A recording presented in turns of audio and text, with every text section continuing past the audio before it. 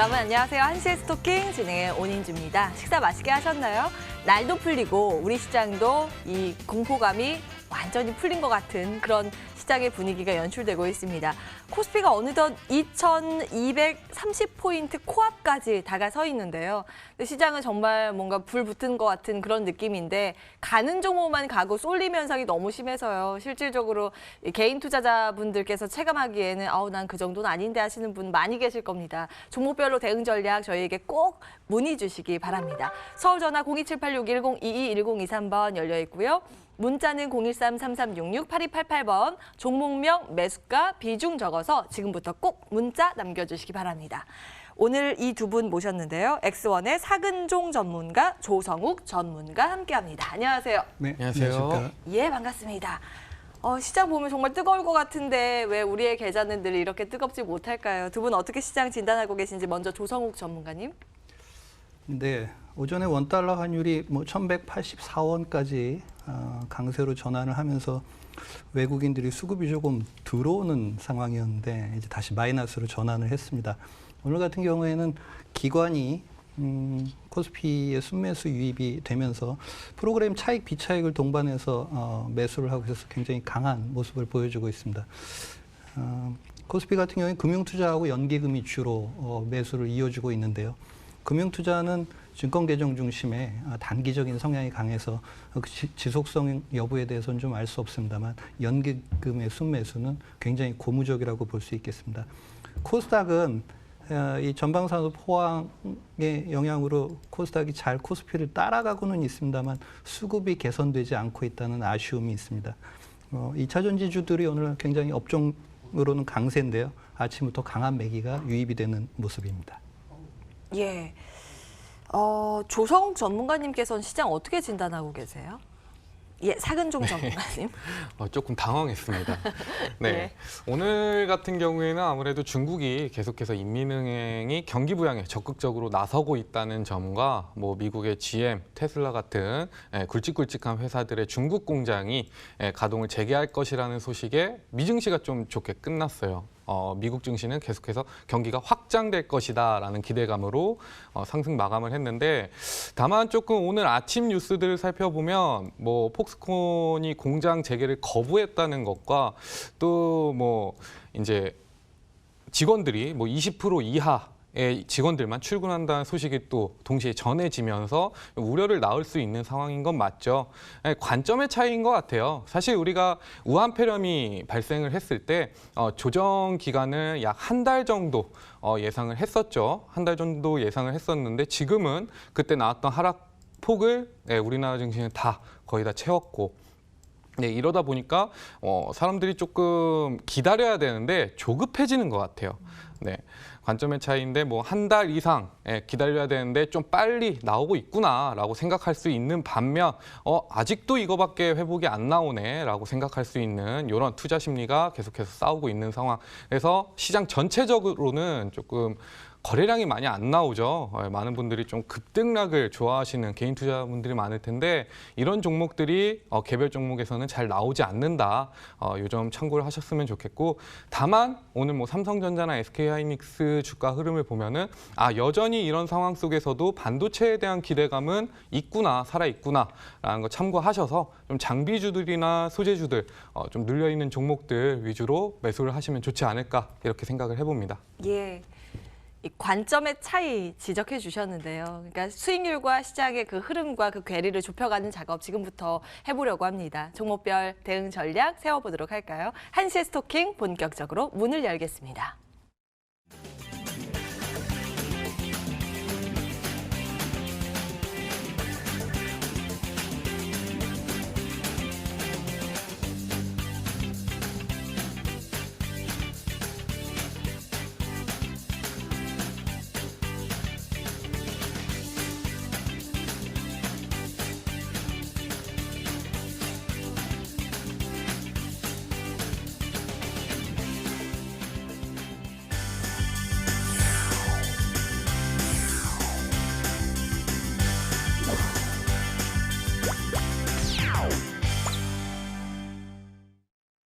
오늘도 여러분들의 전화와 문자 기다리고 있습니다. 그 사이에 특징주 점검하는 톡 쏘는 종목, 오늘도 세 종목 들여다보겠습니다. 첫 번째 기업은 바로 현대공업인데요. 현대차가 자금을 수혈한다라는 호재로 지난 몇 거래 전에 상한가를 기록한 바 있습니다. 이후에 좀 쉬어가는 듯 했는데 오늘 다시 시세 분출을 하더라고요. 현대차 그룹이 부품 협력사에 1조 원 긴급 자금 투입키로 결정을 하면서 신종 코로나 바이러스 감염증에 대한 우려감이 덜어지는 그런 모양새입니다. 주가는 올 들어서만 40% 이상 뛰어 있는데요. 재차 상승 쪽으로 더 힘을 낼 수 있을지 잠시 뒤에 전문가 의견 체크해 보도록 하겠습니다. 두 번째 기업은 에코프로 BM, 오늘 시작에서 주인공이라고 할 만할 정도의 시세가 나오고 있습니다. 삼성 SDI와 손을 잡기로 했는데요. 차세대 배터리 소재 생산을 목적으로 해서 이 두 기업의 합작 법인인 에코프로 EM을 설립키로 결정을 했다. 어제 들려온 소식이었습니다. 그러자 오늘 주가가 장대 양봉을 그려가고 있고요. 2월 들어서만요.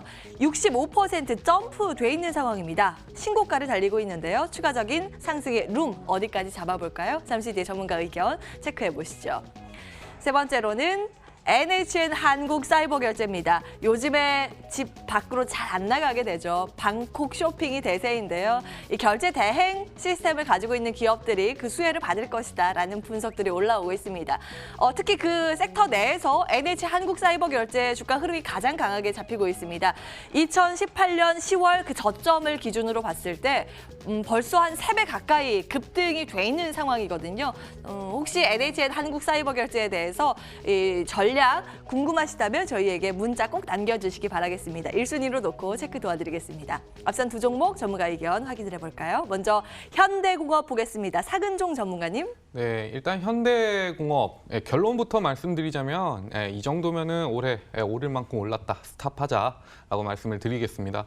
일단 이 현대공업이 올라오기 시작한 게 현대차가 어닝 서프라이즈, 작년 실적 어닝 서프라이즈를 발표를 하면서 이 현대공업의 이제 주요 제품이 시트패트랑 암레스트 이런 내장재예요. 자동차 내장재인데 이 공급 점유율이 현대차 쪽에 높다 보니까 굉장히 급등하는 흐름이 나왔습니다. 아무래도 현대차가 잘 나가게 되면 이 현대공업도 좀 실적이 성장할 것이다라는 기대감 때문이겠죠. 이런 부분 때문에 좀 크게 올랐는데 사실 우한폐렴 악재가 지속이 된다면 뭐 현대그룹에서 1조 원 수혈을 하겠다 약속은 하긴 했지만 이 부분이 과연 실적으로 연결될 수 있을까라고 생각을 해보면은 전혀 그렇지 않다고 저는 판단이 돼요. 왜 그러냐면은 일단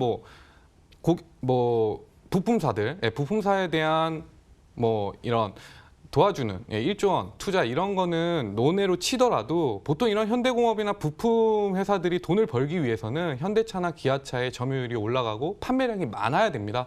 작년에는 어닝 서프라이즈를 기록했지만 사실상 올해 들어와서는 조금 어닝 쇼크가 날 수 있는 상황이 지속되고 있죠. 이 원인은 여러분들 다 아시는 우한폐렴 때문에.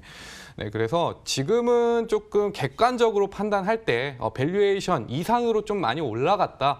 지금부터는 조금 객관적으로 좀 판단해보자. 다만 한 가지 여러분들한테 좀 조언을 드리고 싶은 말씀은 하루에 1,400만 주가 터질 정도로 수급은 굉장히 좀 많이 끌고 오고 있는 상황이에요. 그렇기 때문에 좀 급등락이 많이 나오죠. 기술적으로 판단해서 내가 단타를 하겠다라고 한다면은 충분히 이 현대공업으로 큰 수익을 노릴 수는 있다. 그러나 스윙이나 조금 이 기업의 모멘텀을 믿고 가치 투자를 한다면 그 부분에 대해서는 과감하게 스탑하셔라라고 말씀드리겠습니다. 예. 현대차에 끼워가는 그 상승세는 여기까지다라는 관점에서 현대공업 스탑 의견 먼저 확인을 해봤습니다. 에코프로 BM도 그럴까요? 2차 전지 요즘 한창 붐인데요. 핫하잖아요. 추가적으로 상승 여력이 있을까요? 조성욱 전문가님. 네, 에코프로 BM 너무 많이 올랐습니다. 5만 원대에서 5만 한 2천 원대에서 시장이 급락을 할 때 SK 이노베이션과의 2조 7천억 규모의 그 양극재 공급 계약을 체결하면서 급등을 했는데요. 계속 연이어 오늘 에코프로 EM의 설립까지 연이어서 호재가 지금 속출을 하고 있습니다. 단기간에 너무 많이 올랐다라는 게 조금 불편한 점입니다. 이 에코프로 BM이 오른 배경을 보면요. 이 NCA와 주로 이제 NCM을 주로 만드는데 니켈, 코발트, 알루미늄과 니켈, 코발트, 망간입니다. 그런데 유일하게 에코프로 BM만 할 수 있는 것들이 굉장히 많습니다. 그러니까 에코프로가 원래 가지고 있던 건데 이 양극활 물질이나 2차 전지 관련된 것들을 신설 범위를 에코프로 BM을 만들어서 그쪽으로 전부 사업을 이관을 한 겁니다. 그러니까 에코프로 BM만 할 수 있는 것들이 예를 들어서 조금 전에 말씀드린 니켈, 코발트, 알루미늄이라는 거는 국내에서는 유일하게 이 하이니켈계, 니켈 비중이 80% 이상인 건 에코프로 BM만 만들 수가 있습니다. 그리고 NCA 양극재 시장에서는 일본의 스마모토에 이어서 세계 시장 점유율 2위를 확보를 하고 있습니다.